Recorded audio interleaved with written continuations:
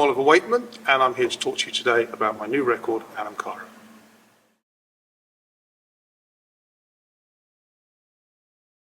Here in My Heart started off, it's actually a 9-minute, it's almost a bit like one of the epics on the record. The record is split up into various songs, which I call more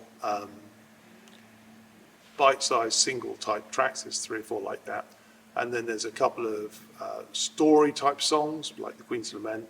And then there are a few sort of long form pieces of music. I'm not going to describe them as a prog piece of music. It's not, I don't think of it like a prog piece of music, but it's a long form piece of music that tells a story.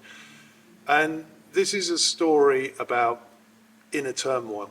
And it's about that feeling, somebody, you know, with that turmoil in their heart. And it started off as a piece of music that just went round a refrain. I had this little sort of Celtic refrain that I had vocally, and I thought, that's really nice. And it starts up with a dan, da da dan, da da dan, da da dan. And I took this refrain, because I thought a lot of old Irish music and Celtic music is based on a simple theme that just turns round and turns round and turns round.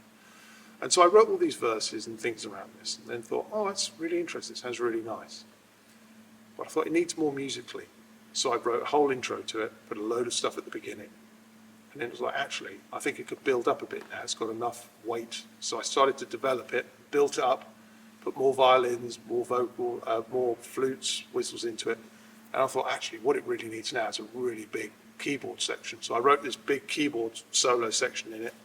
And I thought, right, what it needs now is a really interesting ending. So I crafted this new ending, built it out, and suddenly I looked at this piece of music. It's like 9 minutes long. I thought, that's fantastic. Really pleased with that. And then I listened to it and thought, don't like the vocal now. And there's a story that I often tell about John Wetton, which is that John Wetton was infuriating in the fact that he could make his verses sound as good as his choruses. All of his songs, even his bonus tracks, were frustratingly good. And one of the, very good friends with John, and I always massively admired this about him, and it's someone always says, is there any advice that John Wetton gave you? And he didn't give it to me, but it's a piece of advice I imparted from him, which is always work really hard to make sure everything stands up as well as it can.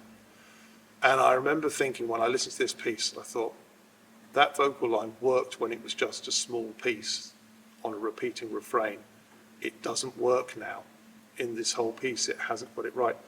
And I remember having to phone up Hayley and say, you know that vocal line you did? She went, yeah. I said, I need you to re-sing something different. She went, what, a couple of lines? I said, no, the whole thing.